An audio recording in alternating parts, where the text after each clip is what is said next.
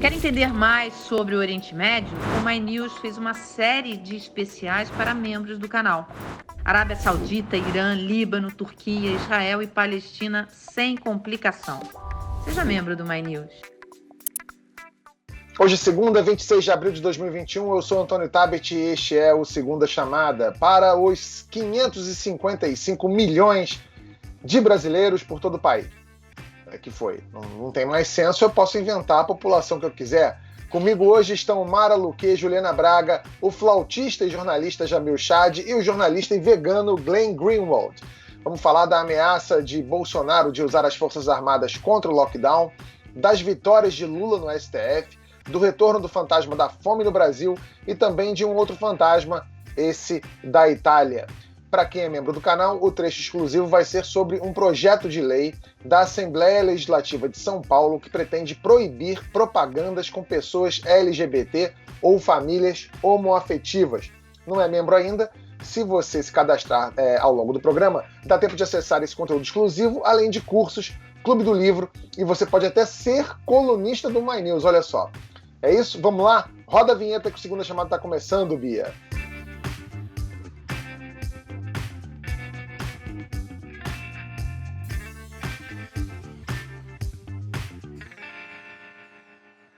Bom, quero começar o programa hoje já agradecendo a todos vocês. O My News chegou à incrível marca de 450 mil inscritos. São 6 Maracanãs lotados. Obrigado pela torcida de sempre. Bom, o Alerta Nacional, comandado por Siqueira Júnior, é um daqueles programas policiais que passam no fim da tarde.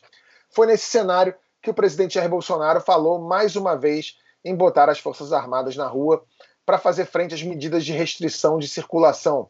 Bolsonaro, que já falou em meu exército, agora diz nossas Forças Armadas. O presidente chamou lockdown, quarentena, o fique em casa e o toque de recolher de absurdos. Ele diz que está preparado para o caos. O Glenn, vendo o Bolsonaro falar, parece até que ele está torcendo para ter caos mesmo, né? E aí eu tenho uma dúvida, como é que o exército vai combater o lockdown? Ele vai entrar na casa das pessoas e puxá-las para a rua, vai arrancar todo mundo de casa? Como é que funciona isso? Então, acho que ele está, obviamente, tentando usar os exemplos que estimulam as mais emoções, por exemplo, a ordem que vai proibir pessoas de ir para as igrejas ou para o trabalho, e quando a população está enfrentando uma escolha entre ficando em casa sem renda e a capacidade de comprar comida, tudo isso, ou sair da rua e pegar um vírus que cada dia mais é mais perigoso, obviamente as emoções estão muito altas, muito explosivas, e Bolsonaro está, na minha opinião, tentando manipular as emoções, falando que sou eu que vou te salvar. Eu vou mandar as Forças Armadas para te salvar dessas ordens que está trancando vocês dentro da casa, destruindo sua vida. E é perigoso politicamente, obviamente, porque está brincando com as paixões da população, do povo, mas também é uma ameaça de verdade, porque qualquer vez que Bolsonaro está falando sobre mandando as Forças Armadas na rua, com a história dele, é bem preocupante. É isso. Ainda no programa do Siqueira Júnior, o Bolsonaro posou para essa foto aqui, ó. CPF cancelado é uma gíria usada por policiais, grupo de extermínio e milicianos para se referir à morte de alguém. Mara, a gente está chegando à marca dos 400 mil mortos pela Covid-19 no Brasil. Que recado o presidente passa quando tira uma foto dessa segurando um cartãozinho escrito CPF cancelado? Será que ele não pensa nas famílias todas que já perderam tanta gente? Ele não passa recado, ele é isso desde a campanha, desde sempre. Ele fala o que ele é. Tem uma coisa que o presidente Bolsonaro não pode ser acusado, de ter mentido sobre as intenções dele. Ele sempre deixou isso tudo muito claro, quem ele é, o que ele pensa, qual é a empatia dele. Ele não tem empatia com essas famílias que perderam essas pessoas, ele não tem. O que ele falou? Ele já disse isso, eu não sou coveiro. Todas as manifestações dele são em relação a isso. E essa foto não é um recado, é o que ele é. Né? Ele é assim, esse CPF cancelado faz parte da narrativa dele, enfim, esse é o presidente. Agora, a sociedade, principalmente muitos dos que votaram nele, está caindo a ficha agora de que votaram nele sob a alegação de uma agenda econômica, e viram que não é. Enfim, ele não é sequer partidário da agenda econômica que o ministro da Economia dele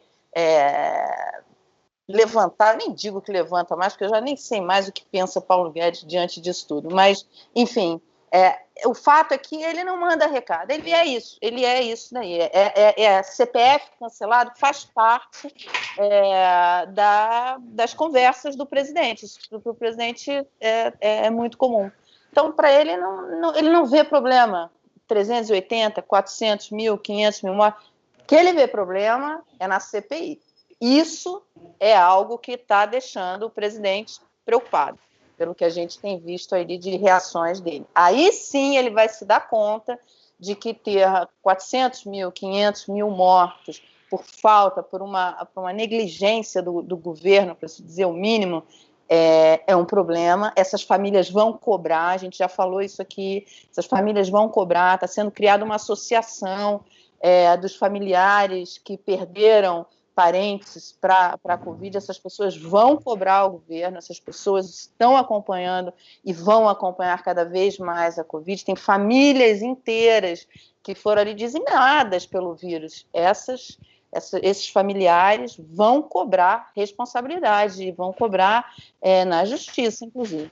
O ex-chefe da SECOM, Fábio Weingarten, disse em entrevista à Veja que a gestão do general Pazuello no Ministério da Saúde foi incompetente e ineficaz. O Weingarten contou que estava negociando pessoalmente as vacinas da Pfizer, mas que o negócio não foi fechado porque o Ministério da Saúde não respondeu uma carta da farmacêutica. Apesar das críticas ao Pazuello, o ex-secretário defendeu Bolsonaro na entrevista. Jamil, essa entrevista do Weingarten faz parte de uma estratégia do governo de deixar a conta só para o Pazuello? E essa tese cola? E os militares? O que você acha disso? Porque é muito estranho que tenha rolado esse fogo amigo com um braço tão importante do governo, né? Atirar num militar da ativa que está lá sentado na cadeira de ministro? Meu caro, essa é uma pergunta absolutamente fundamental nesse governo, inclusive para a manutenção dessa base. Agora, vamos só colocar numa perspectiva muito real.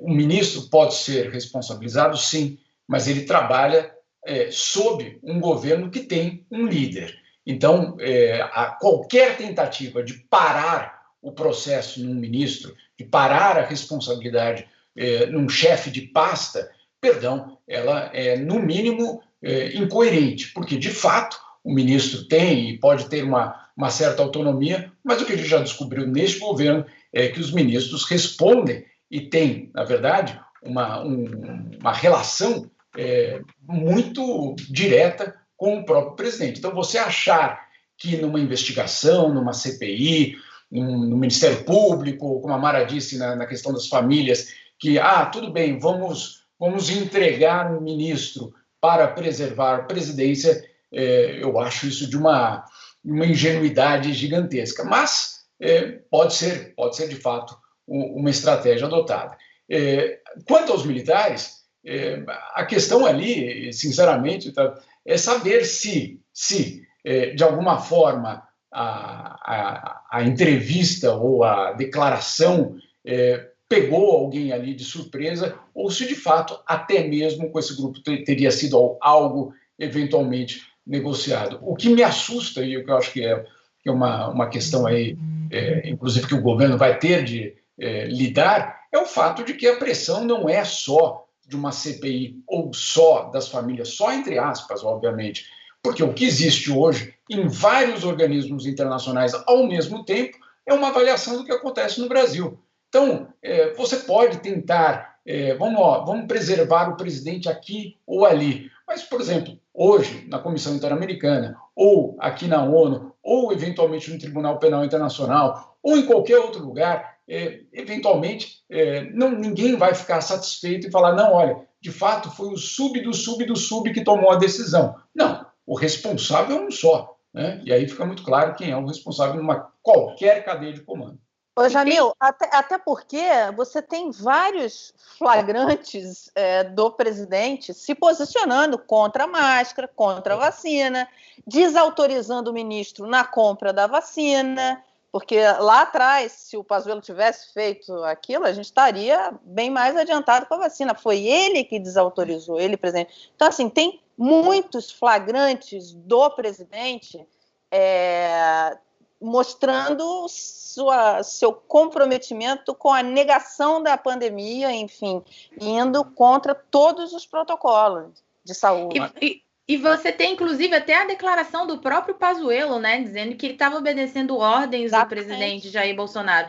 E na própria entrevista, o Van Garten tenta ele livrar o Bolsonaro, mas ele fala que ele estava sendo mal assessorado pelo Ministério da Saúde, que o Ministério da Saúde dizia que o número de mortes ia diminuir, que a pandemia estava em declínio, mas o presidente faz uma opção em ouvir o Eduardo Pazuello e não ouvir todos os outros sanitaristas, todos os outros cientistas, todos os outros médicos que estão falando desde o início da importância da vacina, da importância do isolamento social. Então, por mais que o Van Garten diga não, ele foi mal assessorado, ele teve informações equivocadas, ele escolheu esses assessores, foi ele quem escolheu o Eduardo Pazuello, e ele escolheu o Eduardo Pazuello justamente para que o Eduardo Pazuello fizesse o que ele determinasse. Foi essa a opção que o presidente da República fez. Então, agora tirar a responsabilidade do Bolsonaro, ele no mínimo é responsável pela escolha do Pazuello. Não dá para você separar uma coisa da outra, né? E só para mais uma coisa, e eu concordo com tudo isso, mas eu acho que a estratégia do Bolsonaro, sempre quando ele está sentindo ameaçado, ele está tentando criar um clima do medo, que ele está falando, aqui é o limite, que vocês podem ser contra de mim, tudo bem, mas se você passar nesse limite, tudo pode explodir. O filho dele, Eduardo, está sempre fazendo isso. Se nós temos protestos, como temos no Chile, vamos votar o AI-5. Sempre ameaçando as instituições democráticas. E eu acho que ele está ameaçando mandar as Forças Armadas na rua, não necessariamente porque ele acredita que ele ia fazer isso, mas para todo mundo ter medo. Meu Deus, se nós condenamos ele demais, que vai ser o resultado? Ele está sempre intimidado, tentando botar nesse medo da cabeça de todo mundo. E ao mesmo tempo, né, Glenn, ele é o tipo de presidente que faz essas ameaças, e aí quando ele é cobrado das ameaças, ele também fala, não, veja bem, eu fui mal interpretado, não foi isso que eu quis dizer. Né? Ou seja, ele é uma farsa do início ao fim, né? Essa é a grande verdade. Ele é, como diria a Mara, assim, apesar de não ter enganado ninguém, ele é uma verdadeira farsa. É isso que a gente pode falar do atual presidente do Brasil, infelizmente. Pode falar, Jamil. Só nessa questão da farsa é muito importante, porque, de fato, o perigo desse processo todo e desses meses de pandemia é de que a narrativa que se construa para o pós-pandemia seja de que tudo aquilo ali, ou tudo que nós estamos vivendo, foi uma farsa. Que, na verdade, o vírus não foi tão forte, que, na verdade, não foi o presidente que fez, que, na verdade, não foi isso que aconteceu, que, na verdade, não foi ele que é o responsável. Ou seja, criar uma farsa sobre a farsa que ele é. Ou seja, você criar uma nova narrativa para o pós-pandemia. Para quê? Para justamente livrar e, eventualmente, dar caminho para uma reeleição. Mas, Jamil, daí a importância da CPI. Total. Não só da CPI, qualquer tipo de comissão de verdade, qualquer tipo de resgate de memória, o que for. Né? O que for. Agora, essa tentativa ela vai ser feita porque é a única forma de você superar um período que um país tem 400 mil mortos. Né? Vamos lembrar que 400 mil mortos na história do Brasil é complicado. Agora, você cria farsa para esconder uma outra farsa, a resistência vai ter que ser muito real, resistência entre aspas, né, de fatos, a insistência com fatos e deixar muito claro que essas manobras elas têm um limite, como o Glenn falou, ele tem essa fronteira. E vamos lembrar, ele não governa, ele tem o poder. Né? O que ele quer, o que ele tem é um projeto de poder, não é um projeto de governo. É uma outra coisa um projeto de governo. O que ele tem é um projeto de poder e quer se manter no poder. Então essa é a dificuldade, obviamente. E da imprensa também, né? A imprensa é fundamental nesse processo. E assim, eu acho que a falta de sorte do Bolsonaro é que ele não é presidente do Brasil em 1987, 1988, porque a gente com a internet, todo dia vendo nas nossas redes sociais um compilado de vídeos dele falando desde o início da vacina, desde que isso é só uma gripezinha, e daí que morreu, eu não sou coveiro, não vou botar vacina chinesa, tudo isso vai ficar em looping até as eleições de 2022. E aí... são provas contra ele, né, Thales? São provas contra ele, e assim, e dessa vez, caso não haja um outro desvio de percurso tão grande, um novo atentado, ele vai ter que ir a debate, né, e vai ter que responder essas perguntas. O repórter Rubens Valente, do UOL, revelou uma lista com 23 acusações contra o desempenho do governo Bolsonaro que está circulando nos ministérios em Brasília. É uma espécie de preparação para a defesa do governo na CPI. Ju, a lista é grande e coloca várias acusações, como negacionismo do presidente, tudo que a gente falou aqui, negligência na crise do oxigênio em Manaus, a falta da campanha do SUS, genocídio de indígenas. É normal esse tipo de procedimento em casos de CPI? Assim, o governo fazer a parte dele agora para se defender está dentro do script. O problema foi não ter feito antes. E assim, essa lista é grande, mas o material que a CPI já dispõe para fazer as ofensivas que eles estão programando, a turma que já está se chamando de G7, que são os 7 que formam a maioria ali na CPI, eles já têm um material muito mais extenso do que isso. Eles vão usar, por exemplo, a denúncia que foi feita da situação em Manaus, só essa denúncia, só esse documento tem mais de 9.000 páginas. Então, eles já têm um ponto de partida grande, também vão utilizar relatório do TCU, do Tribunal de Contas da União, eles já têm um ponto de partida grande e o governo agora está tentando se defender porque sabe que o rojão que vem aí é pesado e eles vão vir com tudo para cima do governo. Esse tal do G7, como eles estão se chamando, não está com pena, pelo contrário, está todo mundo ali de olho em enfraquecer ainda mais o presidente Jair Bolsonaro, e isso já começa a partir de amanhã. Toda essa exposição que a CPI vai ter na televisão, nos rádios, enfim, tudo isso está preocupando bastante o governo, porque tem sim um potencial para desgastar o presidente Jair Bolsonaro. Mais do que impeachment, que a gente, aqui no My News, a gente recebe nos chats, nos programas, muitas perguntas, mas não vai ter impeachment, não vai ter impeachment? Mais do que isso, a CPI tem uma capacidade de enfraquecer o presidente Jair Bolsonaro e tornar essa minoria que ainda apoia o presidente ainda menor e talvez insuficiente para que ele chegue competitivo numa eleição que vai ter o ex-presidente Lula aí concorrendo. Então, é grande a lista? Mas o que vem aí, o que está por vir é maior ainda e o governo precisa realmente fazer o dever de casa, porque senão ele está ameaçado. Ô, Ju, e principalmente, como o Jamil falou, né? Ele ainda conta ele tem um projeto de poder, ele ainda conta ali com um certo apoio. Agora, a entrada do Lula no cenário tira, inclusive, o poder dele junto ao Centrão, porque o próprio Centrão tende a procurar o Lula, tende a apoiar o Lula numa eleição, enfim. Eu acho que o Centrão vai ficar farejando ali, né? Exatamente. Vão ficar aguardando para ver no momento ideal. Eles não precisam tomar essa decisão agora. Eles vão ficar ali vendo para no momento ideal tomar essa decisão. Se permanecem com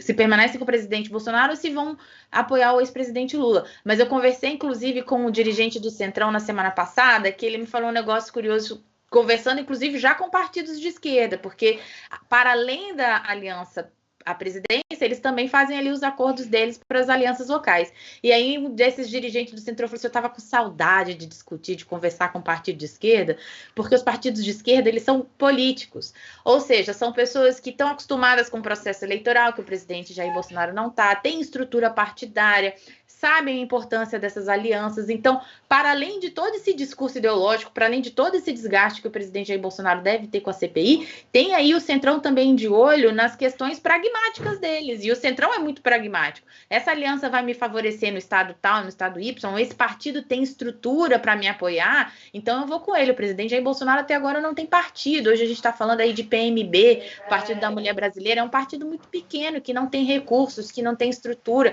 Então, assim, o Centrão vai ficar de olho, vai farejando, mas hoje, no momento, agora, a tendência é que o ex-presidente Lula tenha mais a oferecer esses partidos do que o presidente Jair Bolsonaro, muito embora ele esteja no cargo, tenha emendas, tenha cargos, tenha tudo isso, o Centrão pode se aproveitar disso até ali no ano que vem e depois migrar.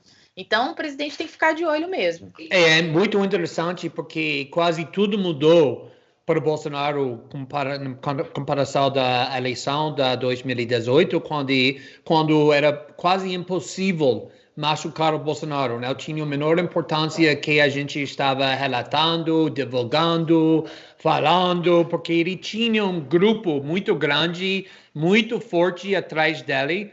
E depois da vitória dele também, a primeira ano da presidência, ele juntou com outras facções, inclusive a facção do Sérgio Moro e a Lava Jatistas e o Paulo Guedes, as pessoas que se importam sobre a economia liberal, e tudo isso foi unido atrás do Bolsonaro. E agora ele perdeu muito apoio, obviamente, tem muitas facções procurando uma outra alternativa. Bolsonaro tem só esse campo dos fanáticos, o 25%, 30%. E eu acho que a coisa mais importante é que a crise do Covid não está, obviamente, causando muito mortos, que é uma tragédia, mas está machucando muito a imagem internacional do país, que está preocupando muito os setores da agrobusiness e os classes mais ricas, que estava bem apoiado do Bolsonaro por causa do Paulo Guedes e porque eles não queriam uma volta do PT. Agora ele está quase apostando que a volta do PT com Lula seria a opção mais segura. É incrível, não? Que o mercado internacional, o classe rico, está pedindo o Lula por causa da estabilidade que ele leva em comparação em 1998, quando eles olharam como Lula como um novo Castro, ou Chávez, alguma coisa assim. Agora ele é o candidato do pragmatismo. E eu acho que Bolsonaro é muito mais vulnerável por causa disso, mas também mais perigoso por causa disso também, porque quando tem um extremista que ainda não tem muito apoio, que tem só o campo dos extremistas que estão ficando, acho que isso pode radicalizar o movimento e as opções do candidato, que acho que está acontecendo agora. E eu acho que isso é um medo que Bolsonaro o tempo todo está tentando explorar com essas ameaças. É verdade, a gente está sempre caminhando nessa corda aí, mas eu não sei até que ponto esse ímpeto extremista dele tem coragem mesmo para virar na prática, né? Acho que é muita ameaça para pouca capacidade. E é aquela coisa, ele não ganharia um jogo de war do meu filho, né? O que ele vai fazer? Vai fazer guerra? Não vai. Otávio, você lembrou uma coisa importante, porque ele vai estar lidando também com a questão criminal, ele vai estar sendo julgado, ele vai ter que ver ali, porque ele também vai ter que se movimentar para escapar da justiça, né? Como é que ele vai escapar? Jamil, você queria falar alguma coisa? Sim, dois pontinhos muito rápidos. Primeiro, sobre o que colocou o Glenn, é perfeito, é exatamente isso, o cenário internacional, com gestos já sendo feitos, tanto por parte do Itamaraty como do Ministério da Saúde, para tentar demonstrar, olha, na verdade, nós estamos aqui, ou, na verdade, nós somos mais moderados do que vocês imaginam. Então, por exemplo, nessa semana, nós vamos ter, provavelmente na sexta-feira, uma coletiva de imprensa do Marcelo Queiroga com o diretor da OMS, Tedros. Né? Algo impensável se a gente for retomar as falas do Bolsonaro sobre a OMS, dizendo que o Tedros nem médico era, como é que ele pode dar recomendação, que é desconhecer completamente o funcionamento, mas enfim, e dizer tudo que foi dito do sistema multilateral, etc. Agora não, vão dar coletiva juntos, um ao lado do outro. O que é? É justamente tentar dar uma outra cara. Porque existe uma diferença entre você querer se apresentar de uma outra forma e, de fato, modificar a sua postura doméstica. Agora, o que a Juliana colocou, que eu acho que é exatamente isso, a gente tinha aquela percepção de que a CPI terminou em pizza, essa CPI não serve para nada. Essa CPI não é o resultado final que vai interessar apenas, ou, na verdade, é o processo de transparência que ela vai gerar, né? Ou que ela poderia gerar. Bolsonaro discursou na cúpula de líderes sobre o clima. O presidente prometeu reduzir a emissão de gases do país, não os dele, buscar a neutralidade climática até 2050, zerar o desmatamento ilegal até 2030 e fortalecer os órgãos ambientais, dobrando a verba para fiscalização. Eu fiquei espantado de ver tantos jornais celebrando esse tom moderado do Bolsonaro, mas no dia seguinte veio a realidade. Com os vetos do presidente ao orçamento de 2021, foram cortados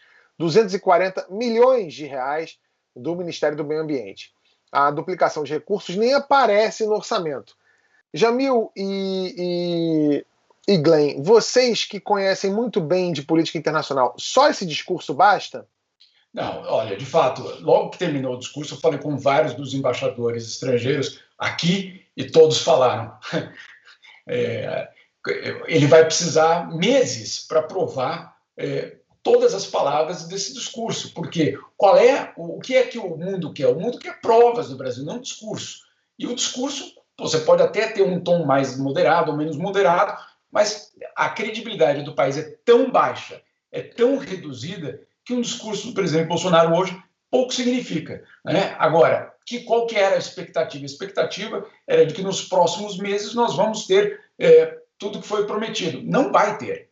Pelo menos não é uma transição que é feita da noite para o dia, muito pelo contrário, muito menos quando ele toma uma decisão dessa no dia seguinte. O que é que aconteceu no pós-cúpula? Primeiro, eu não vou entrar porque o Glenn sabe muito melhor do que eu. A cúpula não era sobre o clima, a cúpula era sobre o Biden, né, Glenn? Eu acho que isso era muito mais a entrada dele no jogo de novo. Agora, para o mundo, a credibilidade do país destruída nos últimos 2 anos, destruída, não vai ser um discurso que vai modificar. A grande desconfiança em relação ao Brasil continua, não mudou, e vai ser a redução do desmatamento mês a mês que vai fazer mudar, não um discurso.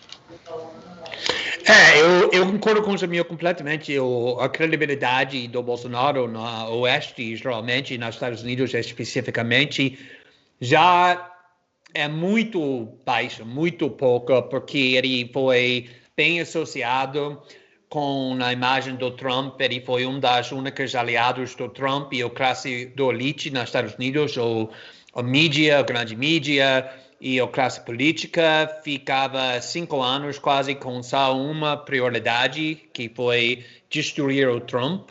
E o fato que Bolsonaro foi completamente ligado com Trump, associado com Trump, visitando Trump, elogiando Trump, mesmo negando que o Biden ganhou a eleição, piorou a reputação do Bolsonaro. Uma coisa tão egoísta e burro, que todo mundo sabia naquele momento que o Biden estava entrando a Casa Branca do país mais poderoso e importante para o Brasil, no lado da China, e ele está criando tensão, também ameaçando o Biden durante a campanha, quando o Biden disse que o Brasil tem que melhorar, e o Bolsonaro falando, vocês não vão nos ameaçar.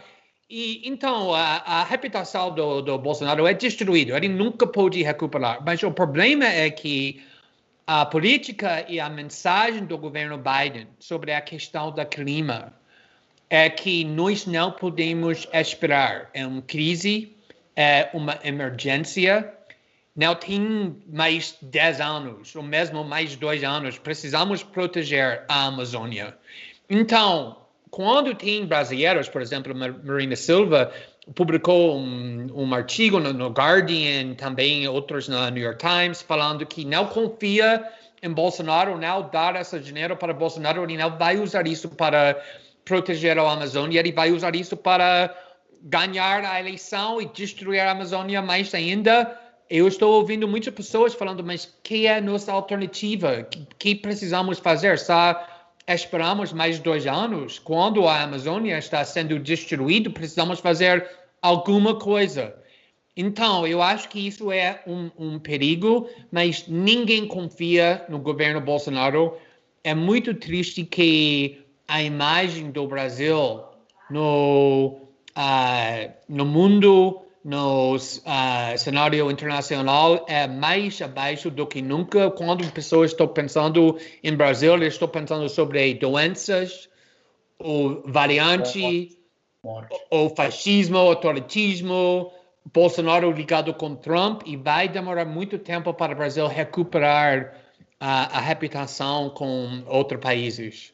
Não, o Jamil, que mora no exterior, né, e assim, pessoas como eu, que eu lido às vezes, eu converso com amigos que moram no exterior, pessoas que nem brasileiras são, e antigamente você falava que, eu sou brasileiro, a pessoa sempre relacionava essa nacionalidade a um status de felicidade. Que legal, o Brasil, que maravilha, era o país do carnaval, do futebol, da música, e agora não, é o país da morte. É o país da morte, da tragédia, é o país que você fala que é brasileiro, a pessoa lamenta, como se você falasse que perdeu um parente. É a mesma reação que gera quando você diz que é brasileiro. E outra coisa que o Glenn falou que é inacreditável, realmente, né? O mundo hoje ele está dividido entre 2 grandes potências, né? A China e os Estados Unidos. O Bolsonaro conseguiu cagar, a palavra é essa, cagou o Brasil com os Estados Unidos e com a China. Né? É o filho dele toda semana falando dos comunistas da China, que não vai a vacina chinesa, que os chineses isso, que os chineses aquilo, e o pai se associando à figura que hoje é praticamente, né, persona não grata no território americano, apesar de ser ex-presidente. Enfim. O plenário do Supremo formou maioria para declarar o ex-juiz Sérgio Moro parcial na condenação de Lula no caso do triplex do Guarujá. 7 dos 11 ministros votaram pela suspeição de Moro, com direito a bate-boca entre Gilmar Mendes e Luiz Roberto Barroso. Os ministros definiram também que os processos de Lula na Lava Jato vão correr na Justiça do Distrito Federal. E é provável que todas as ações do petista recomecem do zero. Ju, como é que caiu em Brasília essa decisão do Lula, né? O caso do Lula indo para o Distrito Federal é um alívio para o ex-presidente, ou ele pode ser condenado de novo e é só questão de tempo? Mais do que vir para cá ou ir para São Paulo, o que o ex-presidente Lula comemorou mesmo foi a questão da suspeição do ex-juiz Sérgio Moro. Esses últimos dias eu conversei com alguns interlocutores do ex-presidente que diziam assim, olha, ele está muito apreensivo, ele não está nem comemorando até aguardar essa decisão a respeito da suspeição, porque é ela quem determina que todos os processos vão voltar do zero, porque uma vez sendo Moro suspeito, sendo parcial, nem as provas que foram colhidas ao longo do processo podem ser aproveitadas. O Fachin, quando manda os processos para cá, ele dava essa possibilidade, falava assim, olha, juiz aí do Distrito Federal, se você quiser, valida tudo e só confirma, tá tudo bem. Com a decisão da suspeição do Moro, não. Então, isso tudo volta à estaca zero. E aí, há pouquíssimo tempo para que ele possa ser condenado em segunda instância, de modo a impossibilitar sua candidatura no ano que vem. Então, o ex-presidente Lula está comemorando principalmente essa questão do ex-juiz Sérgio Moro. Fora que isso também é mais um elemento para o discurso dele de perseguição, de que ele foi um condenado político. Por mais que a decisão do Supremo Tribunal Federal não tenha entrado no mérito, Isso tudo vai formar esse discurso para tentar limpar a imagem do ex-presidente, passar uma imagem de inocência do ex-presidente, porque os processos, ele não está condenado, logo estaria inocente, mesmo que o Supremo Tribunal Federal não tenha entrado nesse mérito. Então, há uma comemoração. A partir de agora, o Lula vai botar aí o time dele em campo, já começou as conversas políticas, deve fazer algumas viagens aí nos próximos dias, porque já tomou ali a segunda dose da vacina, mas é isso, a maior decisão do Supremo não é nem com relação para onde foi, é sim com relação ao ex-juiz Sérgio Moro, que ele tem aí como principal algoz dele hoje em dia, né? Apesar da decisão contra o Moro, o STF ainda não decidiu sobre a validade ou não das mensagens trocadas entre o ex-juiz e os procuradores da Lava Jato reveladas pelo Glenn aqui no Intercept Brasil. A operação Spoofing, né, que investiga este caso, apreendeu 7 terabytes em material dos hackers, o suficiente para armazenar 1.750 filmes de boa qualidade. É um volume, para vocês terem uma ideia, 160 vezes maior do que o Intercept recebeu, que foi 43 gigabytes. Glenn, você vai lançar em breve seu livro aqui em tradução livre, Garantindo a Democracia.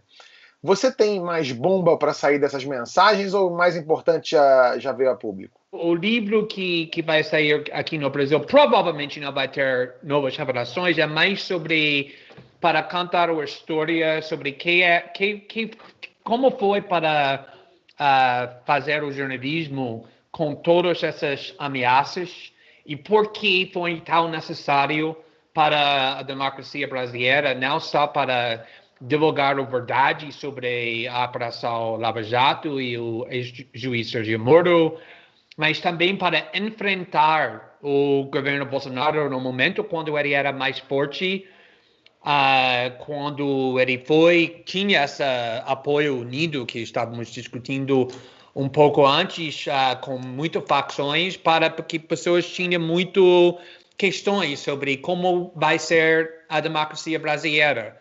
As instituições democráticas vão ter a vontade e a capacidade de defender a Constituição.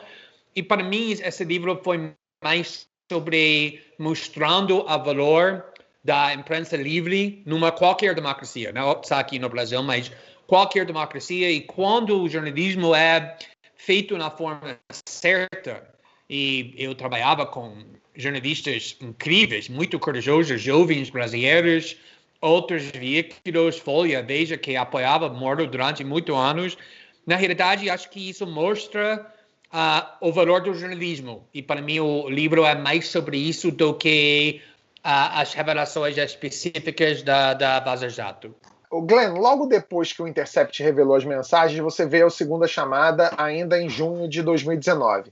Na época, mesmo com a divulgação das mensagens, o Sérgio Moro, que ainda era ministro do Bolsonaro, tinha bons índices de aprovação.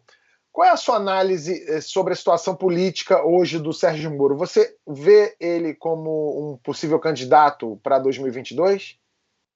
Acho que seria impossível, na realidade, por 2 motivos. Um é que ele perdeu, obviamente, o apoio da 25-30% das pessoas que ainda estão apoiando do Bolsonaro, porque ele saiu do governo com tanta drama, acusando do Bolsonaro de ser o corrupto, e ele se tornou o inimigo principal do movimento Bolsonaro. Foi um pouco irônico, porque ele entrou no meu lugar e eu consegui sair finalmente nesse espaço do inimigo número 1 do movimento Bolsonaro. Então, isso é 25%, 30% que provavelmente nunca pensaria em votar em Sérgio Moro.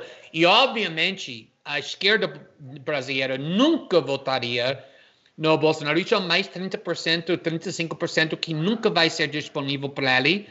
E eu acho que exatamente como a Amara estava falando, que apesar do fato que o STF não decidiu se Lula, na realidade, é corrupto ou não, se ele é culpado ou não, sabe? Disse que tem que começar de novo. Então, não foi um julgamento sobre Lula, mas foi um julgamento, sim, sobre Sérgio Moro, que ele é pode falar corrupto, parcial, não fez seu trabalho no processo mais importante na carreira dele, na forma certa ou ética, que até o ponto que precisa ser notificado. Isso é um julgamento muito forte para botar em cima da cabeça do Moro sobre o apelo mais forte que ele tinha, que é sua pessoa ética. Até agora, em cima da página dele no Twitter, fala: faça a coisa certa sempre. Então, ele sempre quer mostrar que ele é o padre da ética, mas, obviamente, quando o STF está falando que você passou os limites éticos do seu poder, é bem difícil para manter essa reputação, essa imagem, esse apelo político, mesmo para as pessoas ficarem consideraria apoiar ele ainda. Acho que ele não é viável como um candidato político nunca mais. Além disso, acho que ele também não é candidato porque ele tem o carisma de uma vagem, né? Eu não consigo imaginar o Sérgio Moro num debate ou num palanque indo bem, né? Não consigo imaginar esse tipo de coisa, né? O que você acha, Mara? A gente já tinha visto chuchu na política, agora vagem estamos vendo agora, né? Essa questão do Moro, ela é muito grave, porque muitas pessoas acreditaram nele e enxergaram nele finalmente o país conseguindo colocar na cadeia os corruptos, enfim. E além de tudo, quer dizer, quando ele toma ele virou um político muito antes, na verdade, porque quando ele tem essa gana de impedir a candidatura do Lula, isso foi para o país. A gente poderia estar vivendo uma outra coisa. Hoje não estou nem dizendo se é Lula, se não é, mas poderíamos estar. Poderia ter viabilizado outras candidaturas, por exemplo, tínhamos tantas. Isso foi muito grave o que ele fez. Quer dizer, ele tomou uma posição de político e não de juiz. E eu acho que esse é o ponto e a desilusão de muitas pessoas que o apoiaram. Quer dizer, porque ele jogou no lixo um trabalho que a população brasileira enxergava como finalmente estamos combatendo a corrupção. E, no final, descobriu-se que era um jogo político. Não estou dizendo que não tinha corrupção, não, e que não tem que ser julgado, como a Ju bem colocou, quer dizer, não é um julgamento sobre o ex-presidente Lula, ou se ele estava ou não estava envolvido. É um julgamento do juiz, né? Quer dizer, o juiz atuou como um político. Ficou claro que o que ele queria era inviabilizar a candidatura Lula. E isso daí desmontou, foi muito grave para a vida do país inteiro, entendeu? Por todo o momento que a gente estava vivendo, sabe? Se você puxar assim, você pode colocar na conta do Moro a eleição do Bolsonaro, entendeu? Porque ele inviabilizou outras candidaturas que poderiam ter saído, não só o Lula principalmente, mas o Lula, por ser essa figura tão forte, por ser essa candidatura tão forte, e ter um passado, né, dos últimos dois governos dele, ele tem o que entregar, inclusive para o mercado financeiro, para os empresários. O Lula tirou muita gente, enfim. Mas, Mara, sabe o que eu tenho a impressão? Que se não existisse Sérgio Moro e se o PT tivesse vencido as últimas eleições com o Lula ou com o Haddad e a gente estivesse passando pela pandemia, nem precisa ser essa pandemia do jeito que está. Se fosse mais tranquilo, com as pessoas já bastante vacinadas, etc., o movimento bolsonarista estaria ainda mais forte. Eu não concordo, porque eu acho que nós não estaríamos nesse caos sanitário que nós estamos. O PT tem ótimos nomes sanitaristas, eu acho que a gente já estaria vacinando muita gente, não teria a quantidade de mortes que nós temos, e com a vacina, o Lula ia apostar na vacina, e com a vacina, ela propicia a retomada econômica, entende? Então, o Bolsonaro ele teve um erro gravíssimo aí, que foi o seguinte: alguém disse para ele que era assim, era para contaminar todo mundo, matar todo mundo, que era para ganhar imunidade de rebanho. É isso que está na cabeça do presidente. Então ele queria mais era que contaminasse todo mundo e tal, para sair. Eu acho que ele tem essa cabeça porque ele é atualmente vidraça. Se ele fosse pedra, né, com o governo do PT ou um governo de esquerda sendo vidraça, ele não ia falar isso. Ele ia se comparar com a Nova Zelândia, ele ia dizer assim, mas a Nova Zelândia já está ali, nem o vírus entrou lá, aqui a gente teria feito diferente. Nós, com os militares, teríamos fechado as fronteiras, o Brasil nunca teria tido contato com esse vírus. Ele ia falar isso. Tudo bem, Tabet, mas a gente não ia estar no tamanho do caos que nós estamos, nem no caos econômico que nós chegamos. Mas nem eles estariam, entendeu? Por isso que eu acho que seria... Acho que o pior que aconteceu para o bolsonarismo foi o bolsonarismo ter chegado ao poder. Tanto é que a gente vê que essa massa de apoio dele está caindo. E até 2022 isso eu concordo com você. Eu acho que ele fez um desserviço aí à direita, porque, por exemplo, mesmo essas questões conservadoras deles do ensino e de LGBT, de não sei todas as coisas, até isso você não vê isso reverberando mais, vê reverberando ali naquele grupo pequeno deles de olavistas e tal, mas não na sociedade como um todo. Eu acho que, sabe, as pessoas hoje um debate, por exemplo, numa campanha com o Bolsonaro, não vão perguntar para ele o que ele pensa do filho ser gay, ninguém não vai isso, porque isso daí perguntaram muito e ele aí nadava de braçada nisso. Agora não, agora eu acho que vão perguntar para ele as questões econômicas, questões sanitárias, enfim, como é que ele se posiciona. E ele não tem resposta para isso. Ele não tem resposta. Tá, então a única coisa que eu poderia te dizer ainda sobre esse assunto é o fato de que na comunidade internacional, e principalmente na OMS, e no pessoal, vamos dizer assim, sanitarista, a grande pergunta que foi feita quando explodiu a situação brasileira, bom, antes de mais nada, quando começou o caso, existia uma percepção de que no Brasil não vai ser tão forte, não porque as condições não estão dadas, mas porque o Brasil tem experiência em lidar com situações como essa. Existia uma expectativa real dentro da OMS de que, olha, vai ser ruim, claro, vai ser dramático, mas o país tem condições de dar uma resposta. Quando não teve essa condição de dar a resposta, ou quando tudo fracassou ali, a grande pergunta que se fazia, que eu ouvi, me perguntaram da cúpula da OMS, dizendo assim, onde estão vocês? O que é que aconteceu? Porque vocês têm cientistas, têm os institutos, têm a experiência, e isso não resultou numa resposta.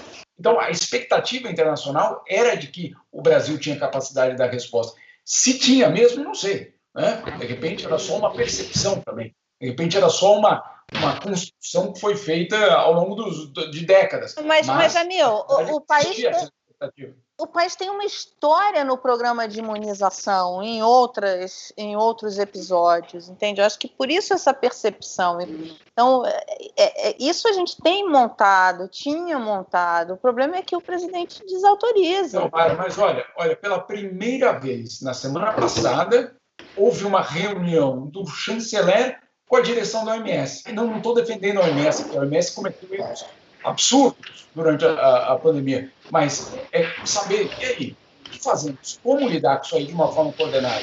Isso o Brasil nunca quis fazer. Bom, eu quero falar para vocês aqui do Salvatore Scumati. É um italiano de 67 anos. Né? Foi por 15 anos funcionário de um hospital na cidade de Catanzaro, no sul da Itália. Ao longo desse tempo, ele recebeu um total de 538 mil euros em salários, 3 mil euros por mês, um salário bom. Só que tem um detalhe, o Salvatore nunca apareceu para trabalhar.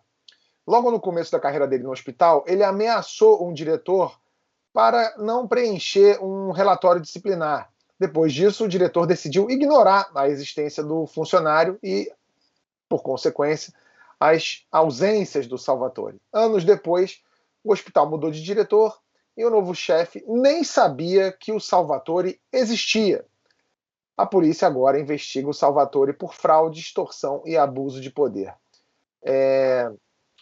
Jamil, é justo fazer isso com o cara? Eu conheço gente que ficou 28 anos no cargo de deputado e nunca fez nada, nunca foi punido, muito pelo contrário.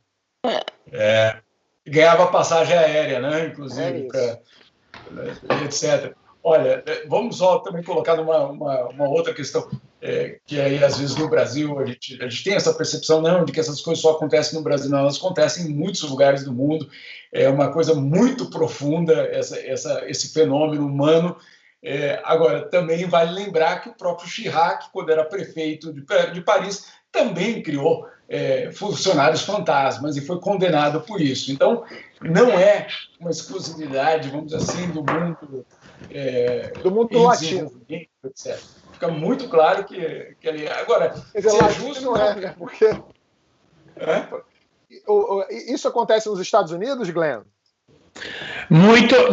Tem muita corrupção nos Estados Unidos, mas geralmente a corrupção é legalizada.